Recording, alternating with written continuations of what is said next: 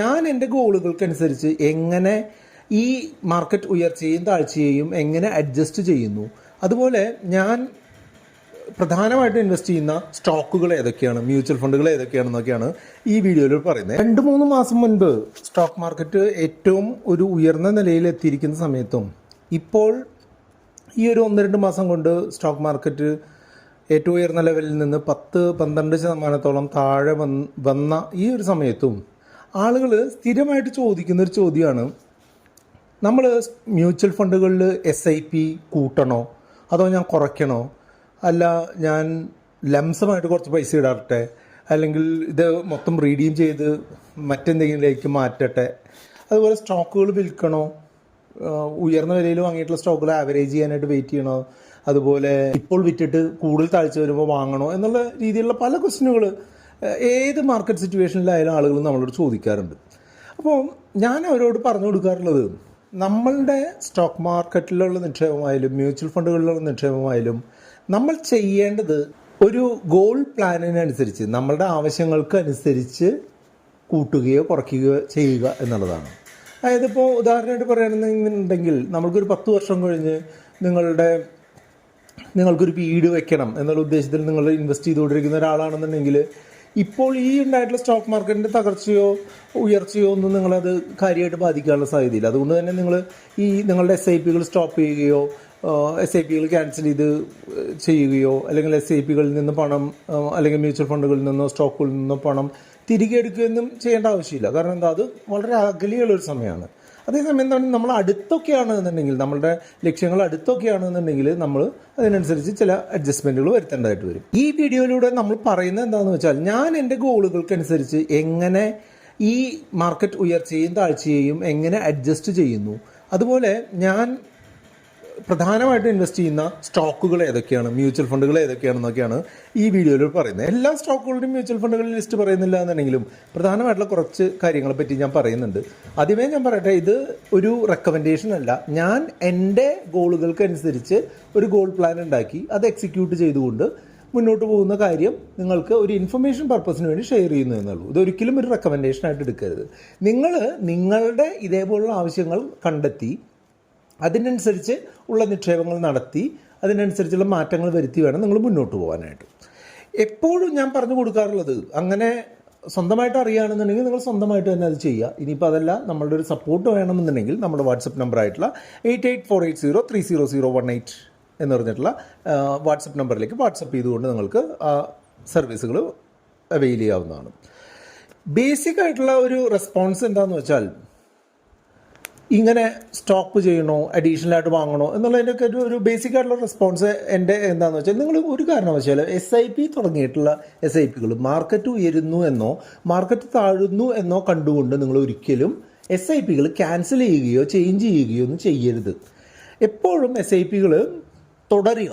ഏത് മാർക്കറ്റ് കാലാവസ്ഥയിലായാലും നിങ്ങൾക്ക് ഒരു മാസമോ അല്ലെങ്കിൽ ഓരോ ആഴ്ചയോ നിങ്ങൾക്ക് ഇൻവെസ്റ്റ് ചെയ്യാൻ പറ്റുന്ന തുക തുടർന്നു കൊണ്ടേയിരിക്കുക എന്നുള്ളതാണ് ഏറ്റവും പ്രധാനപ്പെട്ട കാര്യം. അത് ഓരോ വർഷം കൂടുമ്പോഴും അത് കുറേശ്ശെയായിട്ട് വർദ്ധിപ്പിക്കുകയും വേണം. ഉദാഹരണമായിട്ട് പറയുകയാണെന്നുണ്ടെങ്കിൽ, കഴിഞ്ഞ ഏപ്രിൽ മാസം വരെ ഞാൻ ആഴ്ച തോറും 5000 രൂപയുടെ 6 SIPകളാണ് ചെയ്തുകൊണ്ടിരുന്നത്. എല്ലാ ആഴ്ചയും 5000 രൂപ വെച്ചുള്ള 6 ഫണ്ടുകളിലേക്ക് നിക്ഷേപം നടത്തിക്കൊണ്ടിരിക്കുകയായിരുന്നു എൻ്റെ ഒരു രീതി. ഏപ്രിൽ മാസത്തിൽ നമ്മളുടെ സാമ്പത്തിക സ്ഥിതി എല്ലാം ഒന്ന് അസസ് ചെയ്ത് കഴിഞ്ഞപ്പോൾ ഈ 5000 എന്നുള്ളത് 6000 ഞാൻ വർദ്ധിപ്പിച്ചു. അത് എല്ലാ വർഷവും നമ്മൾ ചെയ്യാറുള്ളൊരു കാര്യമാണ്. അപ്പോൾ ഏകദേശം ഒരു 10-15% ഒരു ആനുവൽ ഇൻക്രിമെൻറ്റ് ഞാൻ ടോപ്പപ്പ് എന്നുള്ള രീതിയിൽ SIP ടോപ്പപ്പ് ചെയ്തുകൊണ്ട് ഞാൻ ഇപ്പോൾ ചെയ്യുന്നുണ്ട്. അതാണ് എൻ്റെ SIPകൾ 6 SIPകൾ ഞാൻ ചെയ്യുന്നുണ്ട്.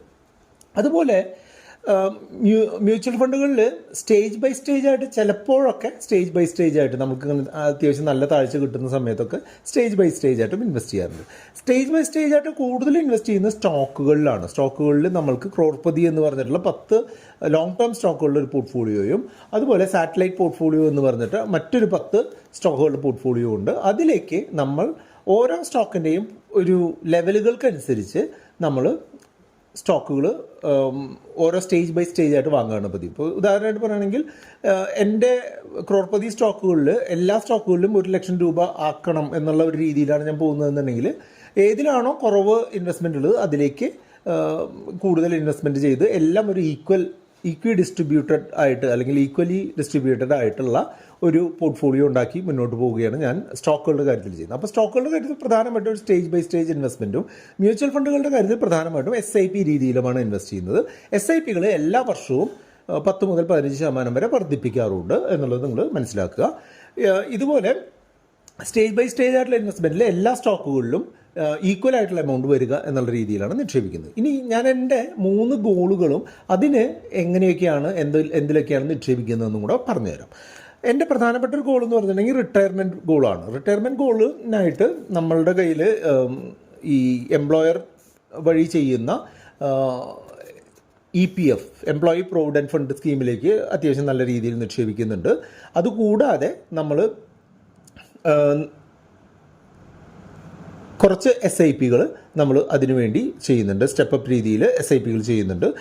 അതിലുള്ളൊരു പ്രധാനപ്പെട്ട ഒരു ഫണ്ടാണ് HDFC index fund Sensex plan എന്ന് പറഞ്ഞിട്ടുള്ള ഇന്ത്യയിലെ ഏറ്റവും പ്രധാനപ്പെട്ട 30 കമ്പനികളിൽ ഒരു ഇൻഡെക്സേഷൻ രീതിയിൽ ഇൻവെസ്റ്റ് ചെയ്യുന്ന ഒരു മ്യൂച്വൽ ഫണ്ടിൽ നമ്മൾ ഇൻവെസ്റ്റ് ചെയ്യുന്നുണ്ട്. മറ്റു 3 മ്യൂച്വൽ ഫണ്ടുകളുണ്ട്. അത് നമ്മളുടെ വാട്സപ്പ് നമ്പറിലേക്ക് കോൺടാക്ട് ചെയ്താൽ നമുക്ക് പറഞ്ഞു തരാനായിട്ട് പറ്റും.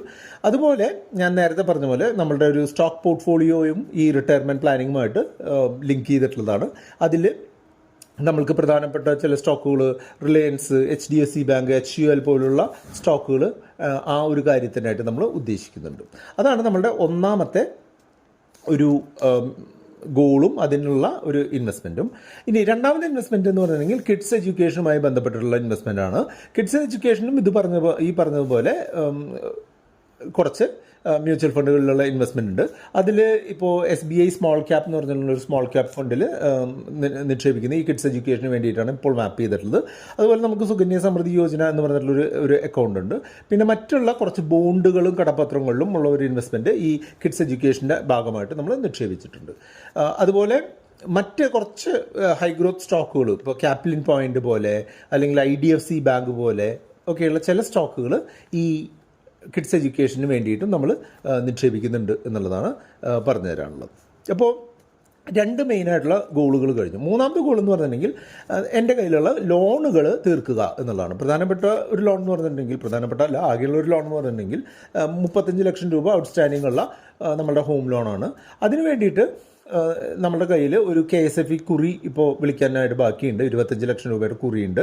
അതുപോലെ 10 ലക്ഷം രൂപയുടെ ഒരു ബോണ്ട് നമ്മളുടെ UP പവർ കോർപ്പറേഷന് വേണ്ടിയിട്ട് ചെയ്യുന്നുണ്ട്. അതിൻ്റെ ഒരു ബോണ്ടുണ്ട്.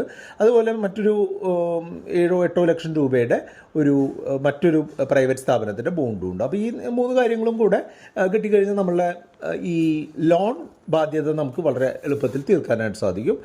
പക്ഷേ ഞാനിത് ഉടനെ പിൻവലിച്ച് അങ്ങ് ലോൺ തീർക്കുകയല്ല ചെയ്യുക. കാരണം എന്താ വെച്ചാൽ നമ്മളുടെ ഹോം ലോൺ എന്ന് പറഞ്ഞാൽ വെറും 8.4% അതിൻ്റെ ഇൻട്രസ്റ്റ് റേറ്റ്. അതുകൊണ്ട് തന്നെ ഈ എമൗണ്ടുകൾ ഈ KSFE ആയാലും ബോണ്ടുകളിൽ നിന്നായാലും പണം റിലീസായി കഴിഞ്ഞാൽ അത് നമുക്ക് കുറച്ചുകൂടെ ഗ്രോത്ത് കിട്ടുന്ന ബാലൻസ്ഡ് അഡ്വാൻറ്റേജ് ഫണ്ടുകൾ പോലുള്ള ഫണ്ടുകൾ നിക്ഷേപിച്ച് അതിൽ ഒരു പ്രത്യേക രീതിയിൽ അറേഞ്ച് ചെയ്തുകൊണ്ട് നമ്മൾ ഈ ലോൺ ക്ലോസ് ചെയ്യാനായിട്ടാണ് ഉദ്ദേശിക്കുന്നത്. അതിൻ്റെ ഒരു ഡീറ്റെയിൽ വീഡിയോ തുടർന്ന് നമ്മളുടെ ചാനലിൽ വരുന്നുണ്ട്.